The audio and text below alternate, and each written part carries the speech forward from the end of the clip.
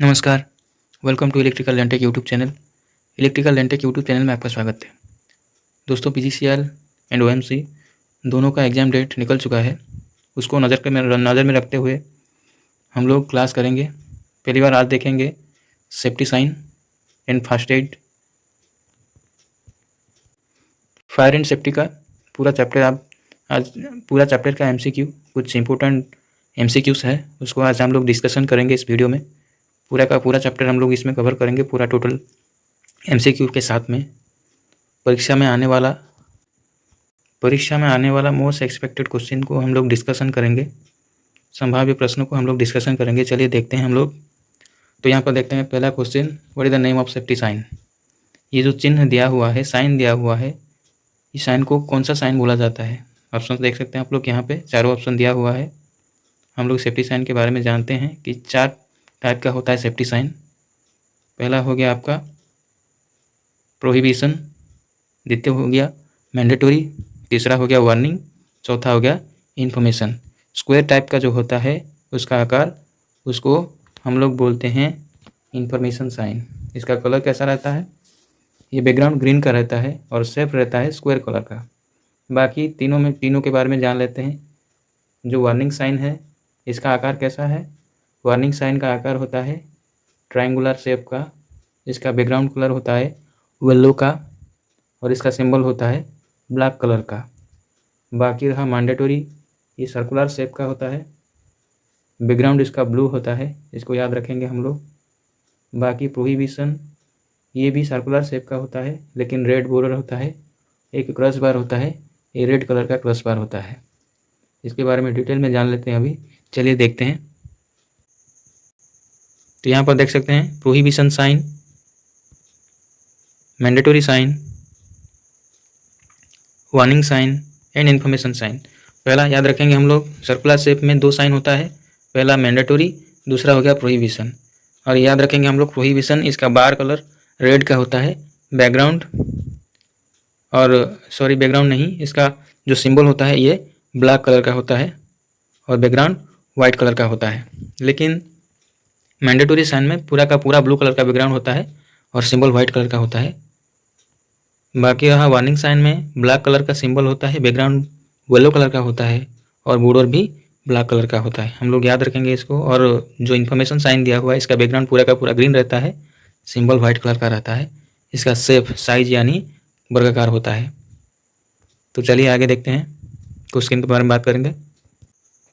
Second question पर चलते हैं। What is smothering in fire extinguisher of fire. हम लोग जानते हैं फायर एक्सटिंग्विशर के बारे में एंड फायर के बारे में जान लेते हैं। पहला हुआ कि फायर क्या है, इसके बारे में जान लेते हैं, उसके बाद फायर एक्सटिंग्विशर के बारे में जानते हैं। तो चलिए जानते हैं। 3 चीज़ का कॉम्बिनेशन में हमारा फायर क्रिएट होता है। यहाँ पे देख सकते हैं आप लोग, 3 चीज़ का कॉम्बिनेशन, 3 फैक्टर का कॉम्बिनेशन में फायर बनता है। तो क्या क्या है? पहला हो गया ऑक्सीजन, दूसरा हो गया हीट, तीसरा हो गया फ्यूल। अगर इन तीनों फैक्टर में से किसी एक को अगर अलग कर दिया जाए तो फायर बुझ जाता है, अगर आग बुझ जाता है। तो इस अलग करने का प्रोसेस को क्या कहते हैं, इसको लेके हम लोग जानते हैं। पहला फ्यूल, अगर तीनों में से फ्यूल को हम लोग अलग करते हैं तो फ्यूल को अलग करने के लिए बोला जाएगा क्या? याद रखेंगे हम लोग, उसी में से फ्यूल को अगर अलग करते हैं तो उसको बोला जाता है स्टेरविंग। अगर इन तीनों कंपोनेंट में से और तीनों चीज़ों में से अगर ऑक्सीजन को हम लोग अलग करते हैं तो उसको बोला जाता है स्मूथरिंग। अगर ऑक्सीजन, हीट, फ्यूल, इन तीनों में से कॉम्बिनेशन में से हीट को अगर अलग किया जाता है उसको बोला जाता है कूलिंग। अगर किसी तीन में से किसी एक को अगर अलग कर दिया जाए तो फायर नहीं बन पाएगा, बुझ जाएगा। तो हम लोग याद रखेंगे इसको। फ्यूल को अगर अलग करना है इसमें से, इसको बोला जाता है स्टेरविंग। ऑक्सीजन को अलग करने के लिए बोला जाता है स्मूथरिंग और हीट को अलग करने के लिए बोला जाता है कूलिंग। यहाँ पर देख सकते हैं आप लोग, यही क्वेश्चन आया हुआ है पिछले एग्जाम में, तो हम लोग याद रखेंगे इसको। स्टेरविंग मतलब फायर में से फ्यूल को अलग करने के लिए स्टेरविंग बोला जाता है और ऑक्सीजन को अलग करने के लिए फायर में से इसको बोला जाता है स्मूथरिंग। बाकी हीट को कूलिंग के जरिए आग को बुझाया जाता है। तो हम लोग याद रखेंगे 3 कंपोनेंट, 3 फैक्टर को लेके आग बनता है। तो 3 फैक्टर क्या क्या है? Oxygen, heat and fuel. और इन तीनों में से किसी एक को अगर अलग किया जाए तो फायर बुझ जाता है। फायर एक्सटिंग्विशर के लिए बारे में भी हम लोग जानेंगे आगे। तो चलिए जानते हैं इस क्वेश्चन का आंसर। तो इसका राइट आंसर क्या है? तो स्मूथरिंग किसको अलग करने के लिए बोला जाता है?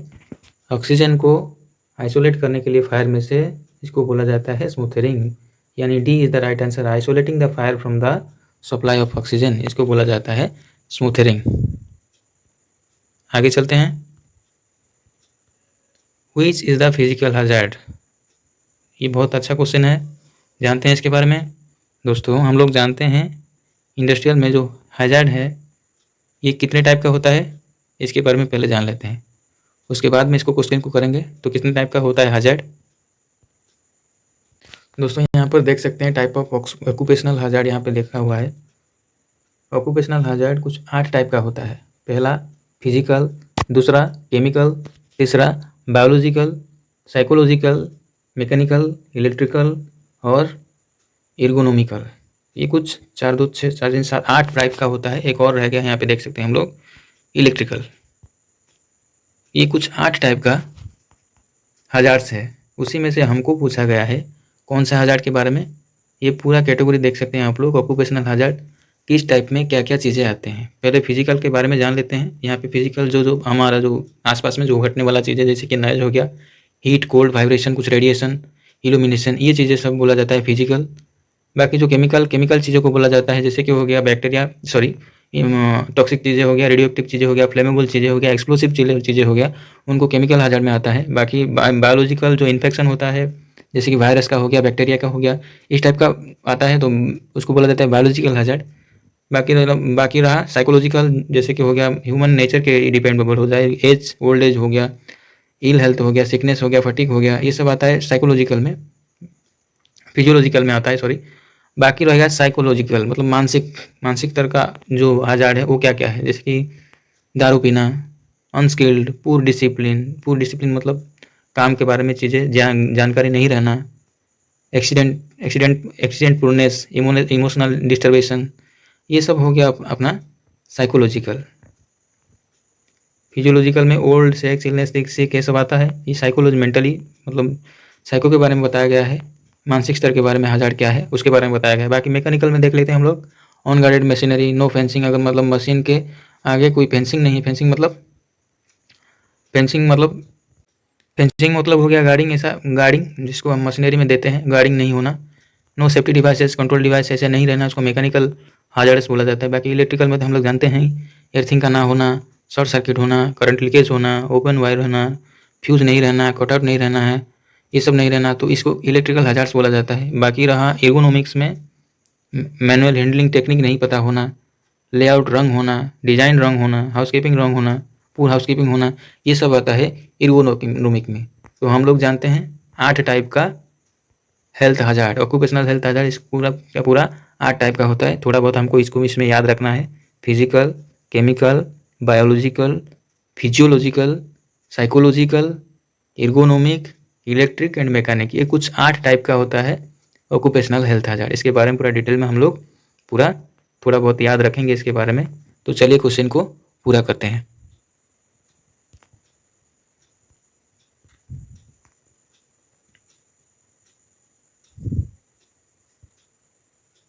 तो क्या होगा इसका आंसर? फिजिकल हजार्ड को आंसर है B, cooling, hot, cooling, vibration, ये सब आता है फिजिकल हजार्ड में। B is the right answer. तो चलेंगे नेक्स्ट क्वेश्चन पर। Which is the correct sequence of operation to be the perform when using the fire extinguisher? निम्न में से अग्निरोधक को उपयोग करने का सही क्रम क्या है? दोस्तों हम लोग याद रखेंगे इसको, अग्नि निरोधक उपयोग करने का सही क्रम यानी सीक्वेंस क्या है, इसके लिए याद रखेंगे हम लोग PASS यानी पास, P फॉर पुल, यानी जो फायर एक्सटिंग्विशर का पिन होता है उसको पुल करना, P फॉर पुल। उसके बाद A फॉर एम, आग को सीधा निशान करना है, उसको एम बोला जाता है। कि आग जिस जगह से निकलता है उसी को पॉइंट ऑफ करना है, उसको एम बोला जाता है। बाकी ये 2 S में हम लोग कंफ्यूज नहीं होना है। पहले वाला इसको बोला जाता है सीक्वेंस और दूसरा वाला को बोला जाता है पहला वाला को बोला जाता है स्क्वीज, दूसरा वाला को बोला जाता है स्वीप। स्क्वीज मतलब जो दबाना, उसको बोला जाता है स्क्वीज, जिसका जो प्रेशर की वजह से जो बाहर में निकल आएगा, जिसको दबाने से प्रेशर बढ़ेगा, प्रेशर की वजह से एक्सटिंग्विश होने के लिए बाहर आएगा, उसको स्क्वीज बोला जाता है। और आगे पीछे दोनों साइड की तरफ घुमाने के लिए उसको बोला जाता है स्वीप। तो फायर एक्सटिंग्विशर को जब पिन को निकालते हैं उसके बाद फायर के ऊपर एम करेंगे। फायर एम करने के बाद एक्सटिंग्विशर को बाहर निकलने के लिए जो दबाने के लिए उसके हैंडल को उसको स्क्वीज बोला जाता है। उसके बाद उसको स्वीप करना है, दोनों की तरफ आगे पीछे करके आपको बुझाना है, उसको स्क्वीप बोला जाता है। तो पूरा का पूरा याद रखेंगे हम लोग, P for pull and aim, squeeze and sweep. तो ये इसका राइट आंसर हो गया A, pull, aim, squeeze and sweep. आगे चलते हैं नेक्स्ट क्वेश्चन पर। Which step of the 5S concept refer. बहुत शानदार क्वेश्चन है, इसके बारे में हम लोग जानते हैं। तो आइए जानते हैं ये क्या है 5S कॉन्सेप्ट। दोस्तों यहाँ ये कहाँ यूज़ होता है, पहले ये हाउसकीपिंग के लिए, पहला बात तो हो गया, ये हाउसकीपिंग मैटर में यूज़ किया जाता है। हाउसकीपिंग क्या है 5S, इसके बारे में जानेंगे। ये जापानीज़ ये है, इसके बारे में भी जानते हैं। ये जापानीज़ कॉन्सेप्ट है, उसको जानेंगे हम लोग 5 स्टेप में। 5S क्या है, तो पहला एस को याद रखेंगे हम लोग शॉर्ट। पहला हो गया शॉर्ट, दूसरा हो गया, याद रखेंगे हम लोग, पहला हो गया शॉर्ट, एस फॉर शॉर्ट। दूसरा इसमें आता है स्ट्रेटन, यानी कि सिस्टमेटिक अरेंजमेंट, सीधा स्ट्रेटन मतलब अरेंजमेंट सही से होना, उसको एस बोला जाता है 5S के में। सेकेंड एस का मतलब होता है सिस्टमेटिक अरेंजमेंट। पहला होता है सॉर्टिंग आउट या सॉर्ट, सेकेंड होता है सिस्टमेटिक अरेंजमेंट। अब चलते हैं तीसरा एस पर। तीसरा एस का मतलब हुआ साइन। चौथा एस में चलते हैं, साइन के बाद स्टैंडर्डाइजेशन, जो हमको अभी पूछा है स्टैंडर्डाइजेशन मतलब ये चौथा एस के बारे में पूछा है, चौथा पर्याय। बाकी लास्ट में जो रहा वो लास्ट एस का मतलब होता है सेल्फ डिसिप्लिन। ये टोटल 5S का कंसेप्ट है, इसको याद रखेंगे हम लोग। पहला हो गया शॉर्ट, दूसरा हो गया सिस्टमेटिक अरेंजमेंट, तीसरा हो गया साइन, चौथा हो गया स्टैंडर्डाइजेशन, पांचवा हो गया सेल्फ डिसिप्लिन। हम लोग याद रखेंगे इसको। ये 5S का कॉन्सेप्ट है, किसके लिए यूज़ किया जाता है इसको, तो इसको यूज इसलिए किया जाता है ताकि ऑर्गेनाइजेशन में जो काम क्षेत्र में इम्प्रूवमेंट हो और कार्य सिस्टमेटिक ढंग से हो, इम्प्रूवमेंट हो, इसी के लिए 5S कॉन्सेप्ट को हम लोग यूज करते हैं। तो दोबारा याद कर लेते हैं हम लोग। पहला हो गया एस का मतलब शॉर्ट, दूसरा इसका मतलब हो गया सिस्टमेटिक अरेंजमेंट, तीसरा का हो गया साइन, चौथा का हो गया स्टैंडर्डाइजेशन और पांचवा का हो गया सेल्फ डिसिप्लिन। इसके साथ साथ हम लोग को जापानी वर्ड भी याद रखना है। देख सकते हैं सीरी, स्टेइन, सैटोन, सैसो, सैसु, ये सब पांचों का पांचों हम लोग को याद रखना है उसके साथ में। आगे चलते हैं क्वेश्चन की तरफ। तो यहाँ पे इसका सही आंसर हो गया चौथा चरण, यानी स्टैंडर्डाइजेशन चौथा चरण में आता है। चलिए नेक्स्ट क्वेश्चन पर। What is the name of road sign. दोस्तों याद रखेंगे रोड साइन 3 टाइप का होता है, जैसे कि सेफ्टी साइन 4 टाइप का होता है, रोड साइन 3 टाइप का होता है। उसमें से ये रहा, ये कौन सा हो गया, ये हो गया मैंडेटरी साइन। याद रखेंगे ये हो गया मैंडेटरी साइन।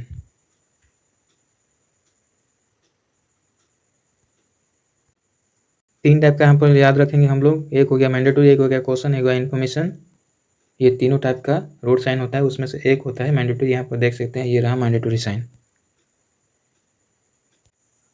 चलिए जानते हैं what is the background colour of warning sign. दोस्तों हम लोग अभी इसको करके आए हैं कि हमें बोला है कि ट्रायंगुलर शेप होता है वार्निंग साइन और इसका बैकग्राउंड येलो कलर का होता है और इसका सिंबल ब्लैक कलर का होता है। तो इसका राइट आंसर क्या होगा, बताइए इसका क्या होगा right answer, C, yellow is the right answer. Next question पर चलते हैं।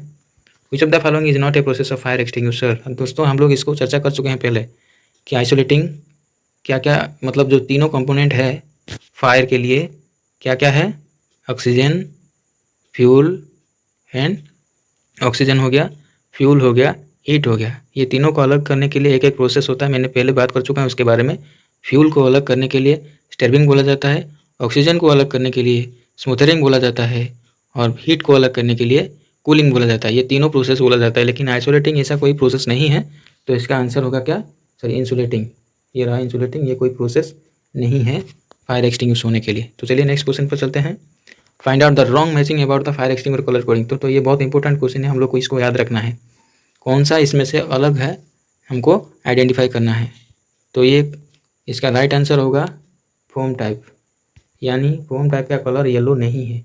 वाटर टाइप का रेड होता है, CO2 टाइप का ब्लैक होता है, ड्राई पाउडर का ब्लू होता है, लेकिन ये फोम टाइप का येलो नहीं होता है। इसका कलर होता है क्रीमी, ये क्रीमी टाइप का होता है।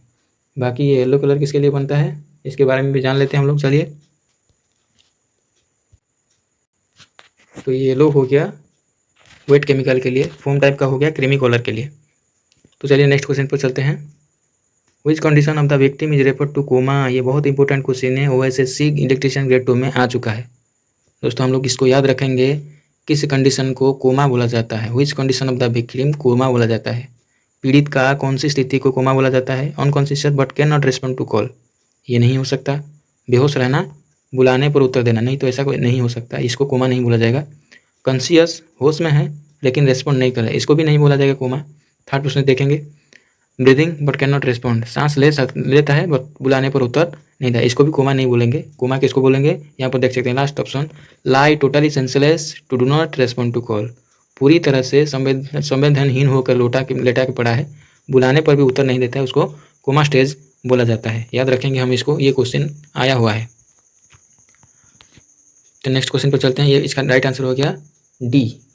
ये नीचे पे भी आप लोग देख सकते हैं कोमा का। तो आगे चलते हैं। इन फास्टेड प्रोसेस DRABC, इसमें DR का मतलब क्या होता है, याद रखेंगे इसका, ये भी बहुत बार आ चुका है एग्जाम में। DR का मतलब होता है डेंजर रेस्पॉन्स। ये जो ABC का प्रोसेस होता है ना, ABC एयरवेज ब्रीथ, इसके बारे में हम लोग जानते हैं। चलिए, यहाँ पर देख सकते हैं ABC का पूरा फुल फॉर्म क्या होता है। A for Airways breathing circulation, और DR का मतलब होता है danger response Airways breathing circulation.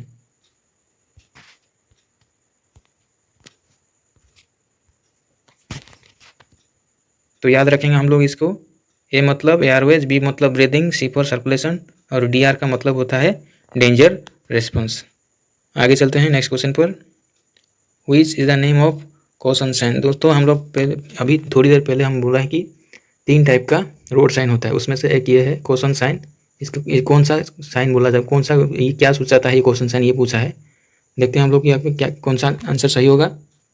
School guard, under guard, unguarded और पेडिट्रिशियन क्रॉसिंग, ये तो कुछ बच्चे का सिंबल दिया हुआ है, तो इसका आंसर होगा कुछ D, क्योंकि ये पेडिट्रिशियन क्रॉसिंग बच्चों का, पैदल क्रॉसिंग होता है, इसको पेडिट्रिशियन क्रॉसिंग बोला जाता है।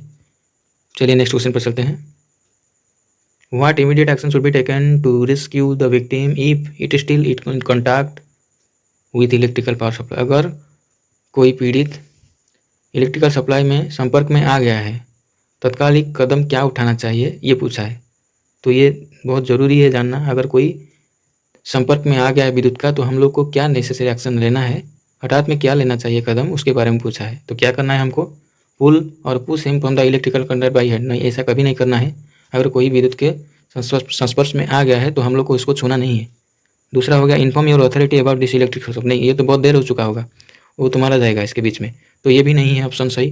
कॉल सामान फॉर हेल्पिंग रिमूव दिस, नहीं, ये भी नहीं हो सकता, क्योंकि किसको बुलाना और नहीं खुद करना, ये कोई फर्क नहीं होते, इसको हेल्पिंग का कोई मतलब नहीं है। तो कौन सा सही विधि, इसको हम जानेंगे। तो चौथा हो गया ये सही विधि, जिसको break the contact by switching off the power supply, अगर पावर सप्लाई को बंद करके उसको अलग करेंगे, ये रहेगा ये सही answer, D is the right answer. तो नेक्स्ट क्वेश्चन पर चलेंगे हम लोग। What will be the first aid to be given to stop bleeding of the victim. अगर क्या चिकित्सा देना है पीड़ित को, अगर रक्त बहाव रोकने के लिए, क्या आंसर होगा इसका। ऑइंटमेंट लगाना है, या जो पर्सन इंजूर्ड हुआ है, जिसमें चोट लगा है, उसको ऊपर में उठा के रखना है। कवरिंग द वुंड पर्सन को, जो जिस जगह चोट लगा है उसको क्या करना है, ड्रेसिंग करना है। या फिर last option, applying the pressure over the injured person. देखिए अगर कोई विक्टिम का खून बहना बंद नहीं होता है, तो यहाँ पे ये तीनों ऑप्शन काम नहीं करेगा। ऑइंटमेंट लगाना, ये सब करना तो बाद में हो गया, पहले हमको क्या करना है, इसको पहले प्रेशर में, अर्थात दबा के उसको चोट को, खून को बंद करना है। वो D option is the right answer. Applying pressure over the injured person, जिस जगह पे खून बह रहा है उसको हमको दबा के रखना है पहला। तो चलिए नेक्स्ट क्वेश्चन पर। What is the name of safety sign. हम लोग इसका बारे में पहले बात कर चुके हैं। बैकग्राउंड ब्लू कलर का, सर्कुलर शेप का, व्हाइट कलर का सिंबल, इसको बोला जाता है इन्फॉर्मेशन साइन, मैंडेटरी साइन। ये B नंबर हो गया राइट आंसर। तो चलिए नेक्स्ट क्वेश्चन पर। Which disposal method of waste save lot of energy. ये क्या बोला है हम लोगों को, किस विधि, अपशिष्ट निपटाने विधि कौन सा है जो बहुत सारी ऊर्जा बचाती है। दोस्तों ये क्वेश्चन आया हुआ है वेस्ट मैनेजमेंट से। जो कचरा निकलता है उसको कैसे मैनेज किया जाएगा, उसका भी कुछ 8 स्टेप है, 8 प्रकार का है, उसके बारे में भी हम लोग जानेंगे। लेकिन इसका क्वेश्चन का आंसर हम लोग पहले कर लेते हैं। कौन सा ऐसा विधि डिस्पोजल मेथड है जो कि एनर्जी बचाता है। लैंडफिल, जमीन से दफना से नहीं, ऐसे इसमें से कोई एनर्जी सेव नहीं होता है। रिसाइकलिंग, हाँ इसमें हो सकता है। भस्मीकरण यानी दहन करने से और खाद डालने से, किसी में से हम लोग को मिलता है। तो ये रहा पुनर्चक्रण, बी मतलब recycling is the right answer. अगर दोबारा यूज करते हैं तो इसको उसी में से हमको एनर्जी बहुत बच जाता है। Which disposal method waste save lot of energy, तो इसका आंसर क्या रहेगा, बी। आगे चलते हैं। Which artificial respiration method is to be performed to the victim with injury on chest and belly. ये बहुत इंपॉर्टेंट क्वेश्चन है, तो इसके बारे में पहले जान लेते हैं। ऊपर वाला क्वेश्चन देख लेते हैं डिटेल में। ये देखिए वेस्ट मैनेजमेंट का पहले हो गया रिसाइकलिंग, दूसरा हो गया कंपोजिंग। ये देखिए पहला हो गया recycling, composing, landfill, incineration, waste compaction, reuse, animal feed, firewood. इसमें से अगर किसी में से क्या ज़्यादा एनर्जी सेव होता है तो होता है वो रिसाइकलिंग में, दोबारा यूज़ करने से। तो इसका B is the right answer. आगे चलते हैं। Which artificial respiration method is to be perform to the victim injury on the chest and belly. Chest मतलब छाती और कमर में अगर चोट आता है तो उसको कौन सा विधि में रेस्पिरेशन, आर्टिफिशियल रेस्पिरेशन किया जाता है, उसके बारे में जानते हैं। दोस्तों ये कुछ विधियां हैं जिसको ऑप्शन में दिया गया है हम लोग को।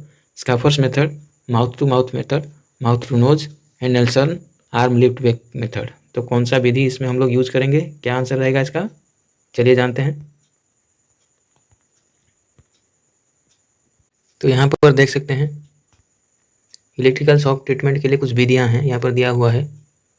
अगर विक्टिम का इंजरी हुआ है चेस्ट एंड बेली में, यहाँ पर देख सकते हैं चेस्ट एंड बेली में अगर हुआ है, चेस्ट एंड बेली के लिए क्या है, माउथ टू माउथ मेथड। और बैक में इंजरी हुआ है तो उसमें कौन सा विधि प्रयोग करेंगे, नेल्सन मेथड। अगर in case of mouth close tightly तो कौन सा विधि यूज करेंगे, होल्जन, नेल्सन या स्कापर्स मेथड को यूज करेंगे। तो हम लोग याद रखेंगे उसको। चेस्ट एंड बेली में अगर चोट लगा है तो माउथ एंड माउथ मेथड, अगर बैक पीछे में अगर चोट लगा है तो नेल्सन मेथड, अगर मुंह पूरा टाइटली बंद हो गया है तो उसको स्कापर्स मेथड यूज करेंगे या फिर होल्जन नेल्सन मेथड यूज करेंगे। याद रखेंगे हम लोग इसको। तो क्या होगा इसका सही आंसर, चलिए जानते हैं। सही आंसर सो हो गया इसका बी, माउथ टू माउथ। चलिए जानते हैं next question. Which type of occupation health hazard is cause infection. दोस्तों हम 8 प्रकार का कुछ hazard के बारे में पढ़ के आए हैं अभी। ये कौन सा hazard में जाएगा, तो इन्फेक्शन मतलब ये बैक्टीरिया या वायरस इसके जरिए होता है, तो इसको बायोलॉजिकल hazard बोला जाएगा। B is the right answer. चलिए नेक्स्ट क्वेश्चन पर चलते हैं। How will you diagnosis the victim is suffering from under cardiac arrest. इसको याद रखना है हमको। कैसे, अगर पेन इन स्पाइनल गार्ड ये नहीं हो सकता, माउथ विल क्लोज टाइटली ये भी नहीं हो सकता, heavy swelling on his mouth नहीं ये भी नहीं हो सकता, अगर appear blue colour around his lip, अगर होठ में नीले रंग का देखा जाए, नीला रंग चारों ओर, तो उसको क्या माना जाएगा, क्योंकि दिल का दौरा पड़ा है। तो इसका राइट आंसर क्या हो जाएगा, D is the right answer. Appear blue colour around the lips, होठ में चारों तरफ नीला रंग दिखना। नेक्स्ट क्वेश्चन क्या है, पीपीई, इसका पूरा नाम बता सकते हैं आप लोग, पर्सनल प्रोटेक्टिव इक्विपमेंट, उसको बोला जाता है पीपीई। दोस्तों कुछ ये भी 8 प्रकार का पीपीई होता है। इसको कौन सा आंसर सही है इसका, देख सकते हैं आप लोग। ये क्या है, फेस शील्ड, फेस शील्ड ये है, ये तो इसका राइट आंसर होगा C is the right answer, face shield है ये। तो पूरा 8 प्रकार का जो पीपीई किट है उसके बारे में नज़र डालते हैं थोड़ा बहुत। तो चलिए जानते हैं क्या है वो। देखिए यहाँ पर पहला हो गया हेलमेट, दूसरा हो गया सेफ्टी बूट, तीसरा हो गया रेस्पिरेटरी प्रोटेक्टिव इक्विपमेंट जैसे कि नोज मास्क हो गया, चौथा हो गया आर्म्स एंड हैंड प्रोटेक्शन के लिए, पांचवा हो गया आई प्रोटेक्शन के लिए, छठा हो गया क्लॉथिंग कवरऑल अर्थात पूरा का पूरा बॉडी को कवर करना है। क्लॉथिंग एंड कवरऑल के 6 नंबर का। ईयर प्रोटेक्शन आता है 7 नंबर में। सेफ्टी बेल्ट आता है 8 नंबर में। कुछ ऐसा याद रखेंगे हम लोग। पहला हो गया हेलमेट, दूसरा हो गया सेफ्टी बूट, तीसरा हो गया नाक अर्थात रेस्पिरेटरी प्रोटेक्टिव, चौथा हो गया आर्म या हाथ का प्रोटेक्टिव के लिए, तीसरा हो गया रेस्पिरेटरी नाक के लिए, चौथा हो गया हाथ के लिए, पांचवा हो गया आंख के लिए आई प्रोटेक्शन या फेस प्रोटेक्शन हो गया। 6 नंबर आता है क्लॉथिंग कवरऑल अर्थात पूरा बॉडी को कवर करना है प्रोटेक्टिंग। 7 नंबर में आता है ईयर प्रोटेक्शन के लिए और 8 नंबर में रहेगा सेफ्टी बेल्ट हार्नेस का। ये कुछ पीपीई का नंबर है, हम लोग इसको याद रखेंगे, इसमें क्वेश्चन आता है तो इसको जरूर याद रखेंगे हम लोग। तो चलिए नेक्स्ट क्वेश्चन पर चलते हैं। ये फायर के बारे में दोबारा पूछा है क्वेश्चन, देखें what is stabbing in fire extinguisher. Fire stabbing क्या किसको बोला जाता है, हम लोग बात किए हैं इसके बारे में। इसमें जो 3 कंपोनेंट होता है फ्यूल, ऑक्सीजन एंड हीट, इसमें से फ्यूल को अलग करने को स्टेबिंग बोला जाता है। इसके बारे में हम बात कर चुके हैं पहले ही। तो इसका आंसर क्या रहेगा भाई, removing fuel element from the fire. C is the right answer. C is the right answer, removing fuel from the fire. Oxygen को अलग करने के लिए क्या बोला जाता है, इसको स्मूथरिंग बोला जाता है। तो कूलिंग मतलब इसको फायर जो हीट उसका होता है, तो using water cool the fire होता है। फायर में हीट को कम करने के लिए कूलिंग मेथड यूज किया जाता है। Adding fuel to the fire ये कोई विधि नहीं है। तो नेक्स्ट क्वेश्चन पर चलते हैं। Which of the waste disposal method that produces heat. Heat किस में से प्रोड्यूसेस होगा, 8 के विधि में बारे में हम लोग बात किए हैं फिलहाल कुछ ही देर पहले। तो रिसाइकलिंग में ऐसा कुछ हीट प्रोड्यूस नहीं होगा, दोबारा यूज होगा तो इसमें कोई हीट प्रोड्यूस नहीं होगा। भस्मीकरण, इसमें आग प्रोड्यूस हो सकता है क्योंकि इसको जलाना होता है तभी भस्म होता है। तो भस्मीकरण यानी C is the right answer. Incineration भस्मीकरण प्रक्रिया, ये 3 number is the right answer. Next चलते हैं। Which type of fire extinguisher used for fire on electrical equipment. ये बहुत अच्छा क्वेश्चन है और इम्पोर्टेंट क्वेश्चन भी है, याद रखेंगे। फायर एक्सटिंग्विशर कौन सा टाइप का फायर एक्सटिंग्विशर किसमें यूज होता है। दोस्तों कितना टाइप का होता है फायर, इसके बारे में पहले जान लेते हैं। तो कुछ चार टाइप के बारे में जानेंगे, 5 टाइप का होता है लेकिन 4 टाइप के बारे में मेनली जानते हैं। पहला हो गया क्लास ए टाइप, जिसमें आता है कठिन पदार्थ जैसे कि हो गया लकड़ी, पेपर, क्लॉथ, ये सब में जो आग लगता है उसको क्लास ए टाइप में फायर बोला जाता है। दूसरा हो गया फ्लेमेबल लिक्विड, जो आग के लगने वाला लिक्विड जो होता है फ्लेमेबल लिक्विड, जैसे हो गया पेट्रोल, केरोसिन, ये सब हो गया फ्लेमेबल लिक्विड जिसको कैटेगरी बी में आता है, क्लास बी में आता है। बाकी रहा क्लास सी, इसमें गैस, फ्लेमेबल गैस सब इसमें कैटेगरी सी में आते हैं, जैसे कि मीथेन, इथेन हो गया जो कि फ्लेमेबल गैसेस हैं, ये क्लास सी में हो गया। बाकी क्लास डी जो मेटल में लगने वाला फायर को क्लास डी वाला बोला जाता है। तो ये जो बोला है फायर एक्सटिंग्विशर, कौन सा फायर एक्सटिंग्विशर इलेक्ट्रिकल इक्विपमेंट में फायर के लिए यूज़ किया जाता है, तो याद रखेंगे इसमें यूज होता है हेलोन टाइप का। ये is the right answer. Class A type में कौन सा यूज़ करेंगे, वाटर यूज़ करेंगे। क्लास 2 में कौन सा यूज़ करेंगे, इसके बारे में भी जान लेते हैं हम लोग। क्लास 2 में, क्लास 3 में कौन सा फायर एक्सटिंग्विशर यूज़ होता है। हालांकि हम लोग याद रखेंगे ये इलेक्ट्रिकल फायर किस कैटेगरी में आएगा, क्लास ई में आएगा या क्लास सी में आएगा। तो हम लोग याद रखेंगे ये क्लास ई में आता है, तो याद रखेंगे हम लोग इसको। तो कौन सा फायर एक्सटिंग्विशर यूज़ करेंगे, ए हेलोन टाइप का फायर एक्सटिंग्विशर यूज़ करेंगे या फिर DCP dry carbon powder type का यूज़ करेंगे। तो चलिए नेक्स्ट क्वेश्चन पर चलते हैं। Which colour indicates specific hazard in NFPA, national fire protection association. NFPA का पूरा फुल फॉर्म हो गया, पूरा नाम हो गया नेशनल फायर प्रोटेक्शन एसोसिएशन। इसके चार्ट किस आकृति का होता है, टाइप कैसा होता है, याद रखेंगे हम लोग। इसका आकृति कुछ डायमंड शेप का होता है, ऐसा शेप कुछ ऐसा होता है। इसके बारे में भी एग्जाम में आ चुका है। तो ये जो चारों कलर इसमें होता है, कौन सा कलर किसके लिए इंडिकेट होता है, उसके बारे में भी हम लोग जान लेते हैं। तो पहला हो गया स्पेसिफिक hazard के बारे में जो बोला है, इसका सही आंसर हो गया क्या, वाइट। ये कौन सा कलर इंडिकेट करता है स्पेसिफिक hazard, वाइट कलर का। रेड कलर किसके लिए, फायर hazard के लिए इंडिकेट करता है। ब्लू किस लिए, इसके बारे में जानेंगे। और येलो किस लिए, इसके बारे में जानेंगे। तो चलिए जानते हैं। देखिए यहाँ पर फायर hazard के लिए रेड हो गया, हेल्थ hazard के लिए ब्लू हो गया, व्हाइट हो गया स्पेसिफिक hazard के लिए, और रेडियो एक्टिविटी के लिए येलो हो गया। हम लोग इस कलर कोड को, डायमंड शेप का कलर कोड को हम लोग याद जरूर रखेंगे, इसमें क्वेश्चन आ सकता है, ये बहुत इंपॉर्टेंट क्वेश्चन है। ब्लू कलर के लिए यूज़ होता है हेल्थ hazard के लिए, फायर hazard के लिए रेड कलर यूज़ करते हैं, स्पेसिफिक hazard के लिए वाइट कलर यूज़ करते हैं, और yellow colour radio active hazard के लिए हम लोग यूज़ करते हैं। तो सही आंसर कुछ हो गया इसका ए, यानी वाइट, डायमंड चार्ट में स्पेसिफिक हैज़ार्ड के लिए वाइट कलर को यूज़ करते हैं। नेक्स्ट क्वेश्चन पर चलेंगे। ये नेक्स्ट क्वेश्चन रहा, which is the golden hour for victim on injured head and risk of dying. Golden hour किसको बोला जाता है यदि पीड़ित के सिर में चोट लगा है? तो स्वर्णिम घंटा कौन सा है? ये बहुत इंपॉर्टेंट क्वेश्चन है। ये एसएससी इलेक्ट्रीशियन ग्रेड 2 2021 से होने वाला एग्जाम में आया हुआ है, याद रखेंगे हम लोग। तो पहला 30 मिनट होता है मरीज के लिए गोल्डन आवर, तो B is the right answer. इसको हम लोग याद रखेंगे, ये आ चुका है पहले एग्जाम में। गोल्डन आवर बोला जाता है, पहले 30 मिनट को गोल्डन आवर बोला जाता है। नेक्स्ट क्वेश्चन पर चलते तो इतना ही क्वेश्चन है। तो आशा करता हूँ ये वीडियो आप लोगों को अच्छा लगा होगा, हेल्पफुल हुआ होगा। पूरा डिस्कस किए हैं हम लोग क्वेश्चन, पूरा क्वेश्चन को हम लोग डिस्कस किए हैं। फायर एंड सेफ्टी में जितना है मैक्सिमम क्वेश्चन को हम लोग कवर किए हैं। आशा करता हूँ ये वीडियो आपको बहुत हेल्पफुल हुआ होगा। आगे में जो पीजीसीएल का एग्ज़ाम है और ओएमसी में जो एग्ज़ाम है सीबीटी का, नेक्स्ट मंथ में होने वाला है पीजीसीएल का फरवरी में, और ये जनवरी में 21-22 में जो 22-23 में जो एग्ज़ाम है ओएमसी का, उसके लिए भी हेल्पफुल होगा। जो इलेक्ट्रीशियन ग्रेड 3 का होने वाला एग्ज़ाम, इसके लिए बहुत हेल्पफुल होने वाला है। नेक्स्ट वीडियो हम लोग जल्दी ही लाने वाले इस चैनल में, पूरा का पूरा हम लोग टॉपिक कवर करेंगे एग्जाम से पहले।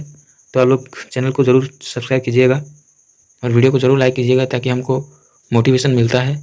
और इसका पीडीएफ तो आप लोग को मिल जाएगा हमारे टेलीग्राम चैनल पे, आप उसको ज्वाइन कर लीजिएगा। तो आशा करता हूँ वीडियो आपको हेल्पफुल लगा होगा। ऐसे वीडियो के लिए हम लोग को हमारे चैनल को सब्सक्राइब जरूर कीजिएगा। Thank you so much.